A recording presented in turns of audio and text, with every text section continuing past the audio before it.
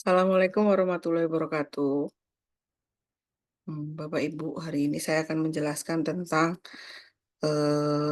konsep kebutuhan dasar manusia, di mana nanti praktek pertama Bapak Ibu itu di profesi nurse itu tentang pemenuhan kebutuhan dasar manusia, ya. Jadi sebagai bentuk profesionalitas kita, kita tuh tidak hanya berkutat tentang penyakit-penyakit saja, tapi juga, yang paling dasar dulu nih, pemenuhan kebutuhan dasarnya dulu tuh harus dipenuhi.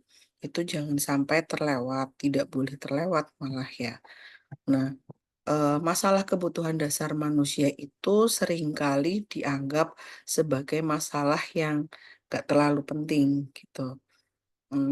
Orang cenderung beranggapan bahwa ya kebutuhan dasar manusia itu ya, kebutuhan dasar yang seharusnya bisa dipenuhi sendiri gitu. Tapi untuk orang-orang yang dalam kondisi tertentu, dalam kondisi sakit misalnya dirawat di rumah sakit, itu kita tidak bisa mengabaikan, begitu saja. Kita harus berperan dalam membantu untuk pemenuhan kebutuhan dasar manusia itu sendiri. Nah, hari ini yang akan saya jelaskan itu adalah kebutuhan dasar manusia berdasarkan Virginia Henderson yang ada 14. Sebentar saya share dulu ya.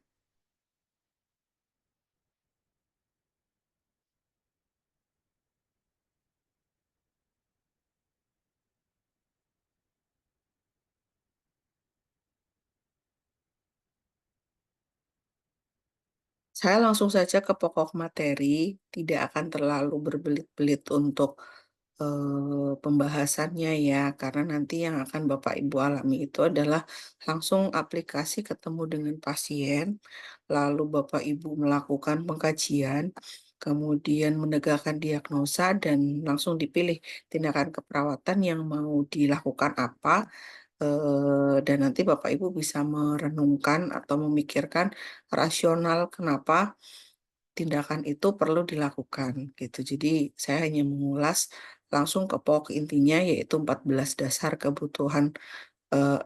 kebutuhan dasar manusia menurut Virginia Henderson.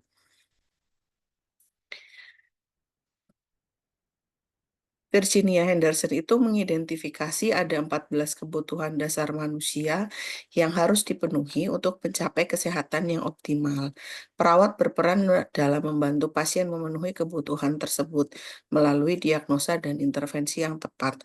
Memang diagnosa itu akan sama. Jadi diagnosa kebutuhan dasar manusia itu enggak yang spesifik, ini loh diagnosa KDM itu ini, diagnosa bedah ini, diagnosa jiwa ini, itu, enggak sespesifik itu ya. Tapi kebutuhan dasar manusia itu sudah masuk juga dalam, bisa juga dipakai di KMB, bisa juga dipakai di, eee apa namanya, keilmuan yang lain gitu, karena itu yang paling mendasar. Kita lihat di hierarki Maslow sendiri. Hierarki Maslow yang paling dasar itu adalah kebutuhan fisiologis, yang di dalamnya itu memuat kebutuhan dasar, manusia gitu. Itu yang harus dipenuhi. Nah, intervensinya juga, eee, sebenarnya intervensinya itu gampang-gampang susah. Mau dibilang gampang ya penerapannya nggak gampang, mau dibilang susah, ya itu ada dalam kehidupan sehari-hari gitu. Contohnya gini, orang sakit, dirawat di rumah sakit, jarang ada yang cantik sih Pak, ya Pak ya? Jarang ada yang cantik, jarang ada yang rapi, gitu. Penampilannya gimana ya? Penampilannya ya penampilan orang sakit, gimana sih? Lusuh gitu kan. Entah itu ada keringatnya, entah itu dia belum mandi jadi bau, entah itu rambutnya kusut, atau mungkin kukunya sedikit panjang gitu ya. Ya itu yang terganggu tuh masalah kebutuhan dasar manusianya. Di rumah sakit sering nggak menemui yang seperti itu? Sering pasti. Tapi apakah Bapak Ibu intervensi? Hmm, ada yang rumah sakit yang memang mengintervensi fokus, maksudnya ada tindakan khusus keperawatan untuk mengatasi hal tersebut. Tapi ada juga yang hanya sekedar instruksi atau anjuran saja pada keluarga gitu kan ya. Ya lumayan kalau ada instruksi atau anjuran, artinya Bapak Ibu sebagai perawat itu sudah mulai aware dulu lah, udah mulai ngeh bahwa itu adalah masalah yang muncul yang harus diatasi gitu. Tapi mungkin karena keterbatasan waktu, tenaga, akhirnya hanya bisa memberikan instruksi gitu. Tapi kalau nanti ada mahasiswa praktek atau apa, yang memang dia fokusnya pada pemenuhan kebutuhan dasar manusia, ya tolong dibantu untuk disampaikan gitu. Termasuk Bapak Ibu ini sekarang sedang menjadi mahasiswa. 2 minggu pertama nanti adalah pemenuhan kebutuhan dasar manusia, yaitu harus dipegang, harus benar-benar dikerjakan gitu ya. Nah, tujuan presentasi kali ini saya akan menjelaskan tentang 14 kebutuhan dasar manusia menurut Henderson, kemudian akan memberikan contoh diagnosa keperawatan untuk setiap kebutuhan. Jadi diagnosa keperawatan untuk setiap kebutuhan itu sebenarnya ada banyak sekali, nggak bisa saya sebutkan satu-satu. Itu namanya saya bedah buku STKI itu kalau itu ya. Jadi cuman sedikit saja, paling satu yang saya sebutkan, terus kemudian menjelaskan contoh tindakan keperawatan yang dapat dilakukan itu apa, berkaitan dengan diagnosa keperawatan yang muncul. Sedikit penjelasan tentang profil Virginia Henderson. Virginia Henderson ini dikenal sebagai First Lady of Nursing, ya. Teorinya fokus pada 14 kebutuhan dasar manusia. Tujuan keperawatan menurut Virginia Henderson ini adalah untuk membantu individu, baik sakit maupun sehat, untuk melakukan aktivitas yang menunjang kesehatan, pemulihan, atau meninggal dengan tenang, gitu. Jadi, fokus perawatannya bukan hanya pada, individu yang sakit saja, tapi individu yang sehat juga. Individu yang sehat, tapi kalau dia tidak bisa memenuhi kebutuhan dasarnya, maka itu juga perlu dilakukan intervensi oleh perawat, gitu. Ada Bu, orang sehat yang nggak bisa memenuhi kebutuhan dasarnya sendiri? Ada kayaknya ya. Kan kebutuhan dasar itu nanti ada macam-macam tuh. Ada tentang rekreasi juga, ada tentang penampilan juga, gitu. Nah, Bapak Ibu yang merasa kurang piknik, ya minta tolong temennya untuk diintervensi, "Yuk ajakin saya jalan-jalan," gitu. "Kamu kan perawat." Ya, nggak itu cuma bercanda aja gitu. Ya, salah satunya ada rekreasi juga nanti dijelaskan, gitu. Eee, ada yang untuk pemulihan juga, ada yang tujuannya nanti adalah meninggal dengan tenang.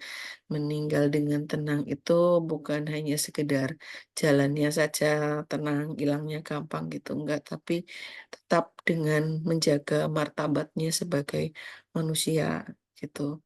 Artinya apa? Artinya gini, orang yang sakit dirawat di rumah sakit dengan penampilan yang begitu lagi-lagi ke penampilan ya, yang paling gampang itu soalnya. Dengan penampilan yang sakit itu gimana sih, mungkin dia di ICU atau apa, dengan tempelan kabel-kabel yang banyak gitu ya. Entah itu terpasang ventilator, terus nanti ada monitor, kabel monitor apa gitu. Dia meninggal, ya itu kan tampak berantakan gitu ya. Nah, kita perlu menjaga agar dia bisa tetap bermartabat di depan keluarga atau di depan pengunjung yang sedang, eee, layat gitu ya, yang sedang takziah gitu, yang sedang berkunjung gitu.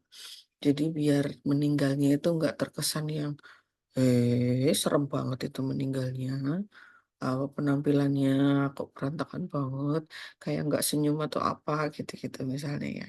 Ya orang kan cenderung kayak gitu ngomonginnya ya, julid-julid dikit gitu. Nah kita perlu menjaga agar, eee, si jenazah atau si orang yang orang yang meninggal itu tetap bermartabat di mata orang lain, gitu.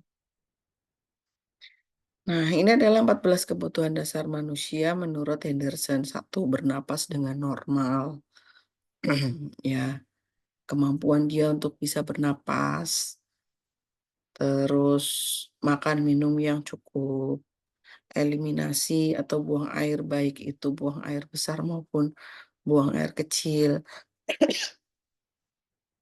bergerak dan mempertahankan postur, kemudian tidur dan istirahat, memilih pakaian yang sesuai, menjaga suhu tubuh, menjaga kebersihan dan, penampilan, terus, menghindari bahaya lingkungan, berkomunikasi, beribadah sesuai keyakinan, bekerja dengan perasaan puas, bermain atau rekreasi, dan belajar, memuaskan rasa ingin tahu. Yang pertama, bernafas dengan normal. Masalah yang berkaitan dengan pernapasan itu, bisa masuk dalam kebutuhan dasar yang pertama ini.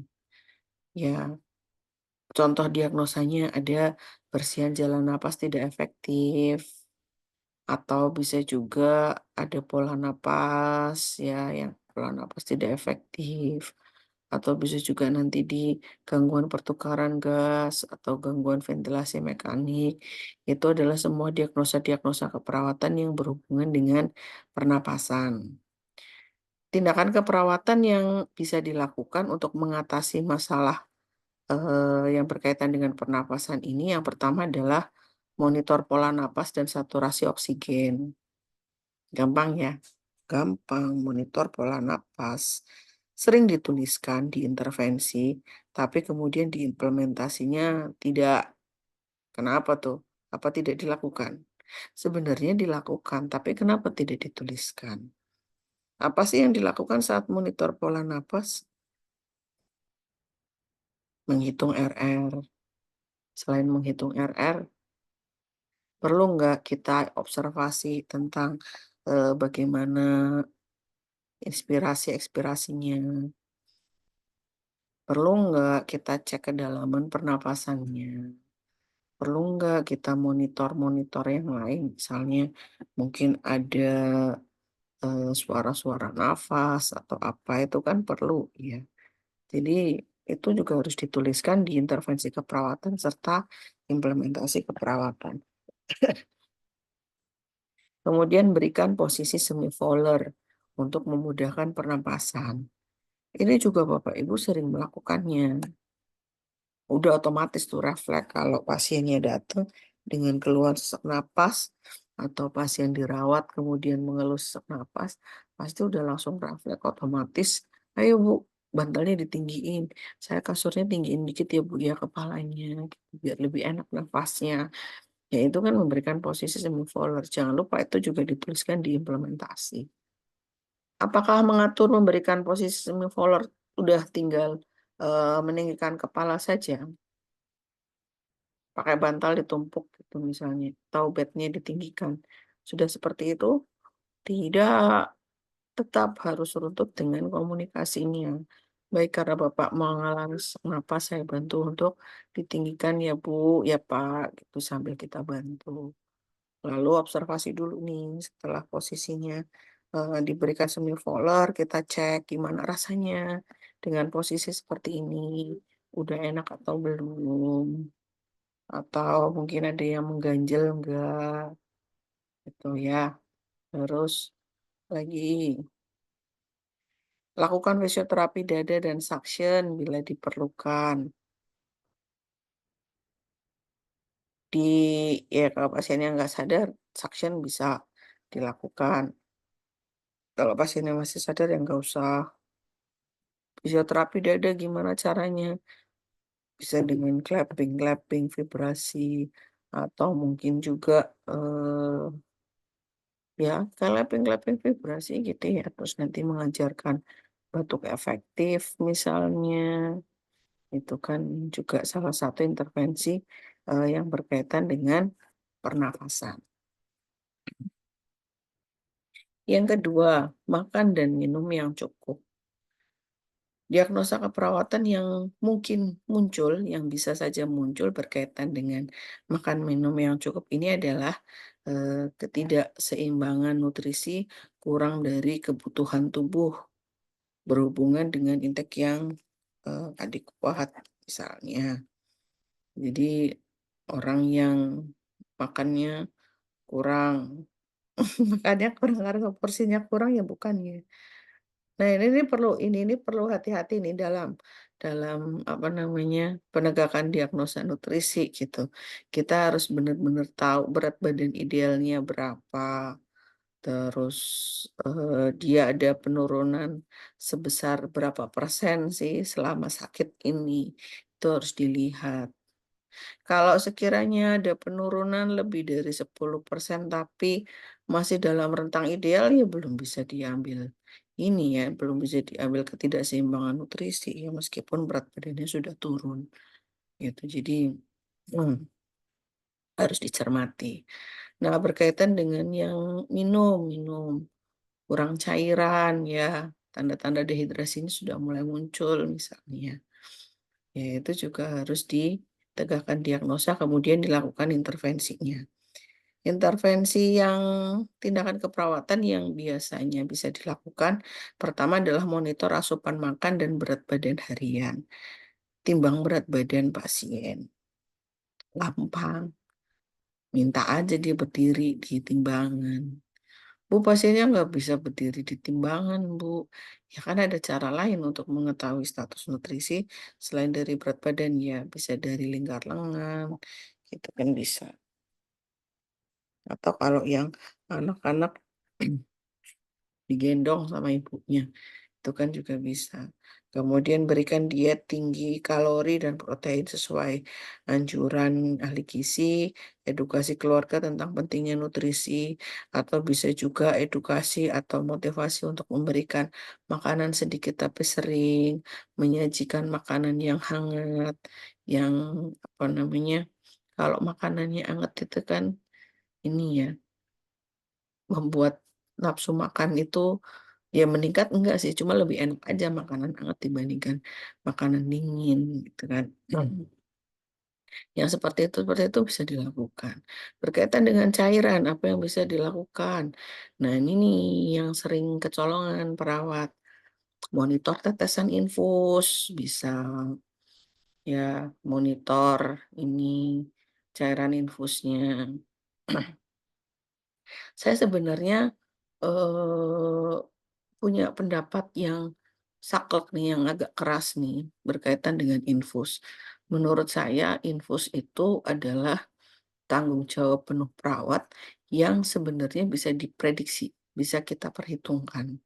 Memang ada variabel yang mengganggu lainnya ya, berkaitan dengan tetesan infus, tapi itu semuanya bisa diatasi, gitu. Artinya apa? Kita tuh bisa memperkirakan infus ini harus habis dalam waktu berapa jam. Satu pelapot 500 mililiter, 500 cc, harus habis dalam 8 jam. Maka berapa tetesan infusnya? Ya, misalnya 20 kali per menit. 20 kali 20 tetes per menit. Kita benar-benar harus hitung 20 tetes per menit. Nanti harus dievaluasi secara berkala. Selama 1 jam atau 2 jam, dia seharusnya 2 jam itu habis berapa cc, itu kita sudah bisa prediksi. Jadi kalau nanti 2 jam kemudian kita datang ke pasien, kita bisa sekalian cek infusnya. Benar nggak sih 2 jam itu, sudah habis 150 cc, itu kan kita bisa kira-kira sendiri ya. Oh, Bapak Ibu juga udah pintar mengira-ngira kalau tetesan infus itu. Tetesan cairan infus itu biasanya di garis-garis gitu kan. Nah, itu kan bisa diprediksi, kita juga sering bolak-balik ke pasien. Kenapa? Kadang sering keblongan. Kalau nggak keblongan, mulur. Harusnya 8 jam habis, ini sampai 12 jam belum habis, gitu. Dia kan banyak faktor, Bu. Misalnya pasiennya jelalatan, pasiennya kamar mandi gitu. Oke, itu bisa jadi alasan. Tapi kan kita berarti bisa mengantisipasi karena kita udah tahu pasiennya ini tipe-tipe yang jelalatan, tipe-tipe yang kemana-mana sendiri, pakai tiang bawa-bawa tiang infus ke sana kemari gitu. Maka kita harusnya bisa memberikan edukasi. Bu, cara memegang tiang infus yang benar gimana? Posisi tangan harus selalu ada di bawah minimal berapa senti. Terus ibu juga sambil melihat ada darah nggak yang naik. Ibu sambil melihat juga ini tetesannya masih lancar atau enggak. Karena edukasi-edukasi itu bisa diberikan di awal. Sehingga nantinya kita nggak korupsi ke kebutuhan cairan pasien. Tetesan infusnya itu akan tepat. Apalagi kalau yang kayak antibiotik-antibiotik itu yang dia dioplos ke NaCl yang 100 cc misalnya atau yang 50 cc gitu ya. Terus nanti ditandai, "Bu, nanti kalau sampai garis ini nih ya Bu ya, ngebel ya Bu ya," gitu. Kenapa harus ngebel? Emang perawat nggak bisa memperkirakan nih kira-kira, mmm kalau tetesannya lancar nih bagus, itu akan habis dalam berapa, akan sampai di garis itu tuh di jam berapa gitu kan sebenarnya bisa, ya. Nah, itu yang disebut sebagai pemenuhan kebutuhan dasar manusia yang harus menjadi tanggung jawabnya perawat. Jangan semau-maunya diserahkan ke pasien dan keluarga. Oh, mereka itu sakit kok malah disuruh untuk, menjaga apa yang menjadi tugas kita gitu. Ya, meskipun nantinya nggak tepat, harusnya 1/2 jam habis. Ini kok sampai saya 1/2 jam ke sana belum habis. Oh iya, berarti ada variabel pengganggunya gitu ya. Tapi paling nggak tuh 1/2 jam kita udah sampai ke situ lagi dan kita nggak keblongan. Jangan sampai 1/2 jam kita ke situ, ternyata udah habis, malah harusnya cuma setengah, ini malah udah habis. Kan kelebihan ya overdosis itu ya. Ya, gitu. Jadi, mmm memberdayakan keluarga dan pasien itu boleh, tapi jangan membuat itu menjadi tanggung jawab mereka. Itu adalah tanggung jawab kita, gitu. Dan sifat memberdayakan itu bukan mengalihkan tanggung jawab, tapi kita minta kerjasama, ya. Kemudian eliminasi berkaitan dengan buang air kecil dan buang air besar. Kalau yang buang air besar itu ada konstipasi, ada diare.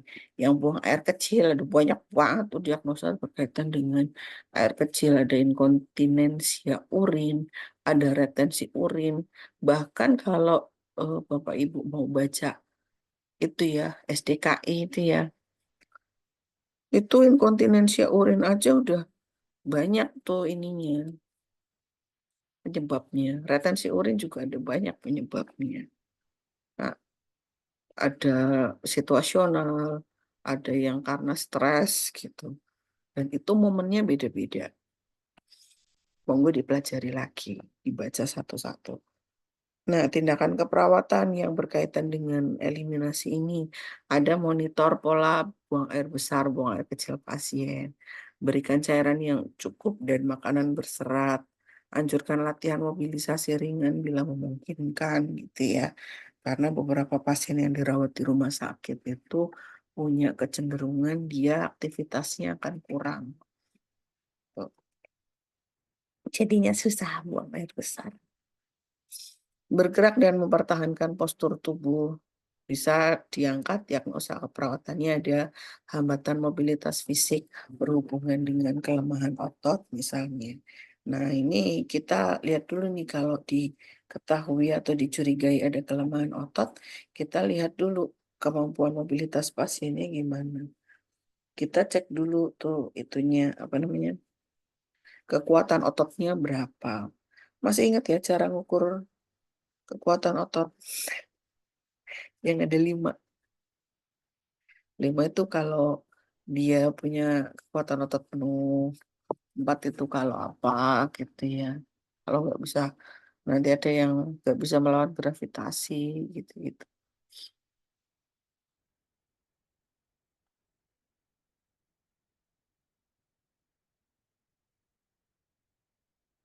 Bantu pasien melakukan latihan rentang gerak atau ROM. Kemudian bisa juga kolaborasi dengan fisioterapi. Nah, ROM itu juga salah satu tindakan untuk memenuhi kebutuhan dasar manusia. ROM atas, ekstremitas bawah itu dilakukan. Jadi biar Ya banyak manfaat yang bisa diambil dari kegiatan ROM ini ya, untuk membantu pasien bisa tetap bergerak. Salah satunya ya konstipasi tadi. Kalau pasiennya tidak memungkinkan untuk jalan, turun dari bed kemudian dia jalan, ya udah kita lakukan ROM saja. ROM bagian mana nih? Yang bawah kaki, nanti kayak kayak apa gitu kan, kayak bayi itu kakinya kayak mengayuh sepeda ya, untuk biar ususnya juga bisa bekerja itu peristaltiknya. Yang kelima, tidur dan istirahat. Diagnosa keperawatan yang bisa ditegakkan untuk masalah tidur dan istirahat adalah gangguan pola tidur berhubungan dengan apalah, entah itu dengan ketidaknyamanan atau dengan nyeri gitu. Tindakan keperawatan yang bisa dilakukan, ciptakan lingkungan yang tenang dan nyaman, anjurkan teknik relaksasi sebelum tidur, kolaborasi pemberian obat sesuai indikasi gitu. Tapi bagaimana kita bisa menciptakan lingkungan yang tenang dan nyaman? Ya, kita kaji dulu nih kebiasaan tidur atau pola tidur pasien itu seperti apa. Dia biasa tidur di tempat yang seperti apa gitu. Bukan berarti kita mau merehab rumah sakit gitu, enggak. Tapi paling enggak itu kita bisa memodifikasi sampai mendekati ke suasana yang membuat pasien merasa tenang. Gitu. Contohnya apa, Bu? Contohnya gini. Dia biasa tidur di tempat yang gelap, kemudian apa namanya, ya remang-remang gitu lah, nggak gelap banget, yang redup lah ya. Terus kemudian dia tidurnya di nggak suka AC misalnya. Sedangkan di tempat yang lain, bed sebelahnya misalnya, dia suka kebalikannya, dia suka tempat yang terang dan suka tempat yang dingin. Yuh. Ya, ya itu kita bisa bantu modifikasi kalau memang ada ruangan yang ready yang lain bisa dibantu pindah. Atau kalaupun tidak, kita kordinnya itu tutup, terus kemudian suhunya digedein sedikit, atau swingnya AC itu ya diatur gitu. Itu kan bisa. Intinya adalah membuat lingkungannya itu menjadi lebih nyaman untuk pasien, sehingga dia bisa bertoleransi untuk tidur di tempat baru. Memilih pakaian yang sesuai. Nah, diagnosa keperawatan yang bisa ditegakkan berkaitan dengan defisit perawatan diri. Defisit perawatan diri sebenarnya ini sih lebih condong ke apa namanya, yang ada gangguan ini ya. Mungkin bisa ditegakkan yang ada gangguan mental gitu. Tapi yang ada gangguan di kelemahan fisiknya juga bisa ditegakkan tuh defisit perawatan diri. Nanti tindakan keperawatan yang bisa dilakukan bisa dengan membantu pasien memilih pakaian yang sesuai, terus kemudian latih pasien untuk berpakaian secara mandiri, berikan edukasi tentang kebersihan pakaian gitu ya. Eh, Pasien itu jarang ganti baju. Biasanya alasannya apa, Bu? Pak? Kadang nyantol di infus katanya ya. Ribet banget nih infusnya. Ngelepas infusnya susah misalnya. Nah, kita perawat itu kan sebenarnya sudah diajari beberapa trik untuk mengeluarkan botol infus gimana tanpa menyebabkan infeksi silang gitu kan. Gak perlu sampai cabut juga sih. Tapi paling nggak ada yang tunggu sampai mau habis misalnya. Nanti langsung ini mau habis nih, mau sekalian ganti baju enggak? Kita bantu gitu. Bajunya jangan pakai baju yang ketat seperti ini.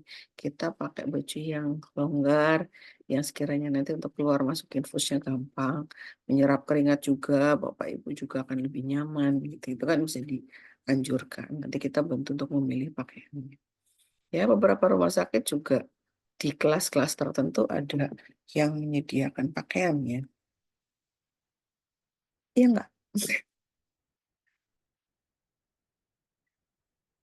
Terus mempertahankan suhu tubuh normal berkaitan dengan diagnosa keperawatan yang bisa diangkat, resiko ketidakseimbangan suhu tubuh ya bisa hipotermi, bisa hipertermi, gitu kan. Bisa termoregulasi tidak efektif, gitu. Tindakan keperawatan yang dilakukan, monitor suhu tubuh setiap berapa jam sekali, bisa beri kompres hangat atau dingin sesuai indikasi, bisa kolaborasi pemberian antipiretik, atau bisa juga dengan pemenuhan cairan, gitu. Kalau kayak hipertermi gitu terlalu tinggi kan, kita, cairannya itu intake cairannya harus harus adekuat ya, biar suhu tubuhnya itu turun sendiri. Nah, nanti ajari juga pasien untuk kompres. Kompres yang benar seperti apa? Orang cenderung mengompres itu ya di patok sini ya, dak, gitu. Atau mungkin kalau yang anak-anak bukannya dikompres tapi malah dikasih baby fever gitu misalnya. Terus dianya anaknya kemana mana gitu-gitu. Ya itu sebenarnya kompres bukan sih? Kayaknya bukan deh. Itu cuma memberikan sensasi dingin, sensasi nyaman aja gitu kan. Tapi kan bukan itu intinya. Bagaimana cara kompres yang benar? Di bagian-bagian mana sih harus dikompres gitu. Menjaga kebersihan tubuh dan penampilan ini berkaitan dengan integumen atau kulit. Diagnosa keperawatan yang mungkin timbul, mungkin bisa ditegakkan berkaitan dengan resiko kerusakan integritas kulit berhubungan dengan imobilisasi, ya. Bisa juga nanti eh, defisit perawatan diri kalau ternyata kulitnya kucel, kukunya panjang, ya, itu kan kebersihan tubuhnya enggak ini. Nah, intervensinya apa? Lakukan perawatan kulit setiap hari, ubah posisi pasien minimal tiap 2 jam, gunakan alas yang lembut untuk mengurangi tekanan gitu. Jadi bantu pasien untuk mandi. Apa sih namanya, Bu? Dibantu mandi cheat, Bu. Di CB. Ya, jadi dibantu lap-lap badannya pakai ini, pakai air gitu. Biar terasa lebih segar. Apalagi kalau sekarang kan, mmm, mandi untuk pasien nggak harus pakai wastafel dan air hangat yang pakai ya. Ada tisu mandi ini yang memberikan sensasi segar gitu ya, Bu. Cuma memang kalau saya mau itu tisu mandi ya kayak lengket gitu ya, kayak cuman pakai tisu basah gitu, pengennya gebyur-gebyur pakai air gitu, minimal wastafel dan air anget gitu. Nah itu nggak cuma sekedar kita memberikan baskom air hangat, "Pak, ini buat mandi, ini buat mandi, ini buat mandi," terus ditaruh satu-satu, ya nggak gitu juga, gitu. Kita harus, memastikan pasien dimandikan benar caranya, urutannya, terus, badannya memang sudah bersih gitu ya. Pertama, ajari dulu, "Nih Bu, saya bantu memandikan. Ibu lihat ya, saya memandikan Bapak, Ibu juga bisa bantu pegangin." Terus nanti selanjutnya bertahap, "Bu, sekarang Ibu yang memandikan ya Bu ya, saya yang bantu Ibu," gitu. Nanti selanjutnya kita berdayakan pasien, kita berdayakan keluarga gitu, nggak apa-apa. Tapi yang pasti kita sudah menjalankan kewajiban kita untuk mengajari pasien untuk mandi selama dia di selama dia tiduran di, rumah sakit. Potong kuku, sisiran, atau malah keramas. Nah, keramas nih juga enak lagi nih, keramas tuh ada yang keramas kering gitu kan. Saya pernah kerja di rumah sakit itu dia lagi, di rumah sakit itu ada jasa salonnya. Salon ini, salon untuk pasien. Jadi kalau pasien-pasien udah merasa kayaknya kucel banget, "Mau nggak saya bantu keramas?" "Enggak deh Mbak, saya lagi perawatan ini." "Oh ya udah saya panggilin orang salon mau." "Ya nggak apa-apa," gitu, nanti orang salon yang bantu bantu apa namanya, bantu ngeramasin gitu. Sekalian dirawat, ada perawatannya sendiri. Bayarlah mereka, bayar langsung. Kalau kita nggak dibayar, ya karena itu tugas kita ya. Selanjutnya menghindari bahaya lingkungan, itu berkaitan dengan jatuh, Risiko jatuh.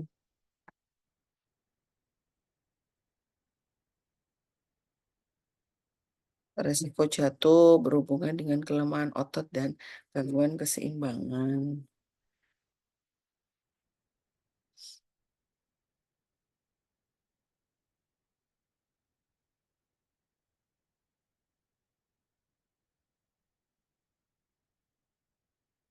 Tindakan keperawatannya bisa dengan pasang pengaman di tempat tidur, edukasi keluarga untuk mendampingi pasien, pastikan area sekitar bebas dari hambatan gitu. Jadi kalau sampaikan juga ke pasien dan keluarga kalau misalnya ada tumpahan air atau merasa bahwa toilet itu kamar mandinya licin, ya langsung lapor biar segera dikosok gitu ya, biar bisa dibersihkan. Nah, untuk resiko jatuh ini kan biasanya ada penandanya sendiri ya. Penanda yang gelang kuning, kemudian ada yang nanti ada pengkajian dan intervensinya gitu. Itu intervensinya harus diruntut dan diperhatikan. Berkomunikasi dengan orang lain, diagnosa keperawatan yang bisa muncul, gangguan komunikasi verbal berhubungan dengan gangguan pendengaran misalnya, atau berhubungan dengan yang lainnya. Tindakan keperawatan bisa dengan bicara dengan jelas dan pelan. Bapak Ibu juga kayaknya pernah deh diajari bagaimana sih komunikasi dengan orang yang mengalami gangguan pendengaran gitu. Bukannya kita teriak, dia teriak gitu, enggak. Tapi ngomongnya pelan dengan bahasa yang sederhana, bahasa yang simpel tapi, apa namanya, langsung to the point gitulah ya. Dan gerakan bibir kita kan juga harus diperjelas juga mangat-mangatnya gitu. A, I, U, E, O gitu ya, juga harus diperhatikan gitu ya biar jelas. Ya, itu dilakukan tuh. Beribadah sesuai keyakinan, bisa dengan diagnosa keperawatan yang muncul, resiko distress spiritual, berhubungan dengan perubahan kondisi kesehatan. Nanti tindakan keperawatannya mulai dengan mengkaji kebutuhan spiritual pasien, fasilitasi untuk beribadah, beri dukungan emosional dan motivasi. Eh, Kalau merasa tidak yakin atau merasa tidak yakin atau kurang memahami bagaimana sih cara beribadahnya orang yang sedang sakit, bagaimana cara beribadahnya orang di tempat tidur gitu misalnya, merasa belum ini ya, belum menguasai tentang itu, ya Bapak Ibu boleh berkonsultasi, boleh kolaborasi dengan pemuka agama yang ada di rumah sakit gitu. Nanti sampaikan.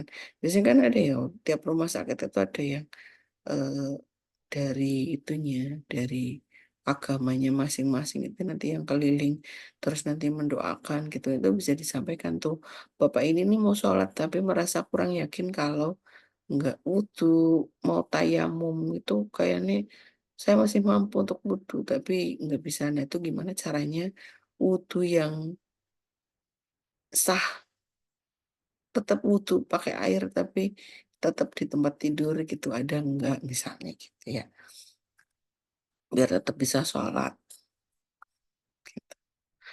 12 bekerja dan berkarya yang bermakna. Diagnosa keperawatan yang mungkin muncul dari risiko gangguan identitas diri berhubungan dengan kehilangan pekerjaan karena sakit.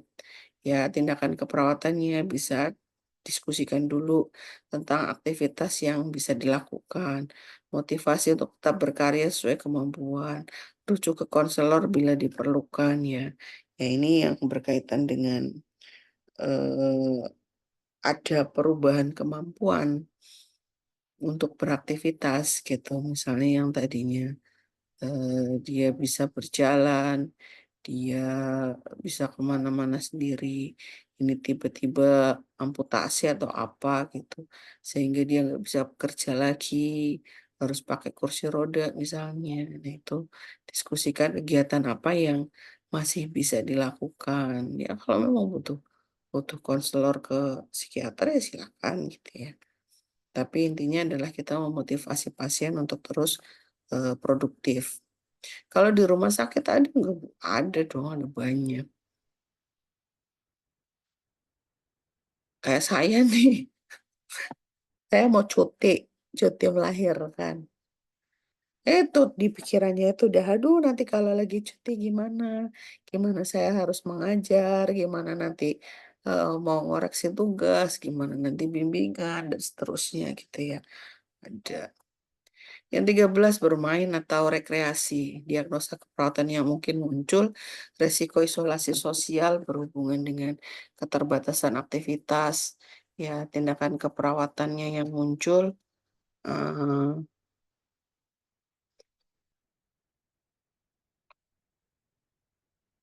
tindakan keperawatannya bisa dorong pasien untuk melakukan aktivitas rekreasi ringan, terus, apa namanya, fasilitasi kunjungan keluarga atau teman, sediakan media hiburan seperti buku atau musik gitu. Jadi, nggak usah dibayangkan rekreasi itu adalah jalan-jalan dan ke tempat wisata atau keluar kota atau staycation di hotel, enggak. Kita staycation pasien staycation di rumah sakit juga, bisalah dibuat hiburannya gitu, buat semenarik mungkin. Karena makna dari rekreasi sendiri itu adalah to be happy, membuat bahagia. Gimana caranya tuh? Makanya di tiap rumah sakit itu ada TV, sebagai salah satu media hiburan. Tapi TV kadang rebutan sama sebelah, sebelahnya suka sinetron, sebelahnya lagi suka drakor gitu. Ya udah difasilitasi, biasanya nontonnya di mana, ya. Ini rumah sakit juga sekarang TV ada pasti, WiFi juga beberapa ruangan itu menyediakan, beberapa rumah sakit juga, menyediakan meskipun dengan akses terbatas gitu. Atau mungkin membaca buku, mendengarkan musik yang disukai, asal jangan sampai mengganggu yang sebelahnya. 14, belajar dan memuaskan rasa ingin tahu. Diagnosa keperawatan yang mungkin muncul, defisit pengetahuan. Nah, ini tindakan keperawatannya bisa dengan edukasi, gunakan media edukasi yang tepat, serta evaluasi pemahaman. Media edukasi itu ada banyak, Bapak Ibu. Tapi yang sering digunakan mahasiswa adalah leaflet dan lembar balik. Bosen.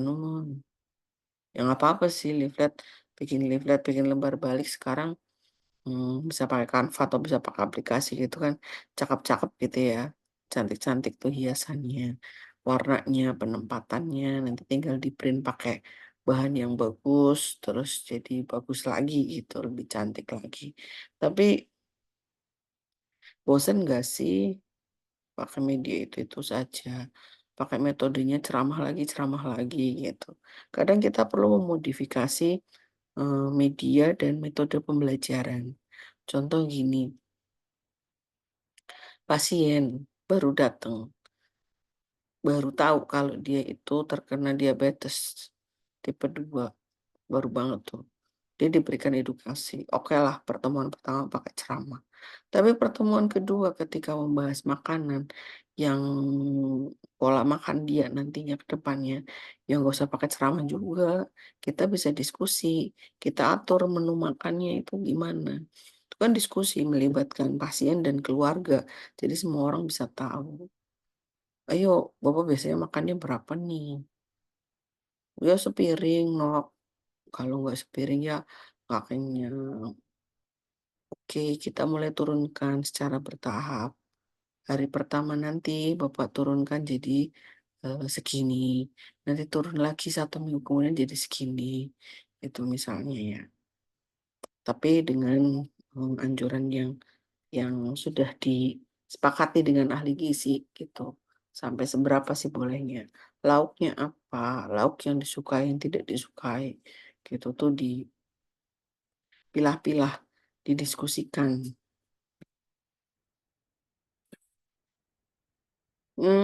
Terakhir sebagai penutup, Untuk memenuhi kebutuhan dasar pasien ini adalah fokus utama dalam praktek keperawatan. Teori Henderson membantu perawat memberikan asuhan yang holistik dan terstruktur gitu. Jadi, sekali lagi diingatkan bahwa kebutuhan dasar manusia, kebutuhan dasar pasien itu adalah, tanggung jawab perawat, fokus utama dalam praktek keperawatan.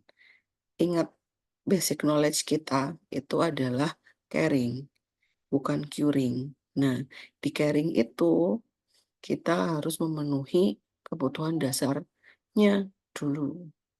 Kalau curing itu kan hanya untuk orang sakit yang diobati, tapi caring itu kita merawat semuanya, merawat orang sehat, sakit, atau yang meninggal dunia biar menjadi tenang gitu ya, biar meninggal dalam keadaan tenang gitu. Itu saja yang bisa saya sampaikan sebagai, pembekalan untuk Bapak Ibu menghadapi stase pertama, yaitu stase, eee, apa sih namanya, kebutuhan dasar, perawatan dasar atau apa, PPKD gitu ya, prakteknya sebagai bentuk untuk mengasah kita menjadi perawat yang lebih profesional lagi, gitu. Jadi kita harus tahu banget nih dasarnya. Apa yang kita pegang adalah kebutuhan dasar. Makanya ini diletakkan di stase pertama, gabung semuanya.